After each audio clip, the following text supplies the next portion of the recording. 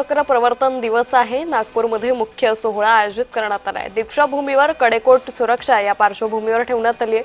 नागपूरमध्ये आज 69वा धम्मचक्र प्रवर्तन दिनाचा मुख्य सोहळा दीक्षाभूमी इथं आयोजित करण्यात आलेला आहे। जो 1956 मध्ये डॉक्टर बाबासाहेब आंबेडकर आणि त्यांच्या अनुयायांनी बौद्ध धर्म स्वीकारल्याच्या स्मृतीनिमित्त साजरा केला जातो। 69व्या धम्मचक्र दिनानिमित्त संपूर्ण देशातून जे आहे ते भीम अनुयायी दीक्षाभूमी येथे जे आहे ते दर्शन घेण्याकरिता येत असतात आणि इथे येऊन नतमस्तक होताना आपण पाहतो आहोत। लंब्या ज्या रांगा आहेत त्या अनुयायांच्या इथे पाहायला मिळत आहे। दीक्षाभूमी येथे दरवर्षी न चुकता जे भीम अनुयायी आहेत ते इथे येत असतात। मोठ्या प्रमाणात जे आहे ते इथे पोलीस कर्मचारी असतील, पोलीस अधिकारी जे आहे ते तैनात करण्यात आलेले आहे।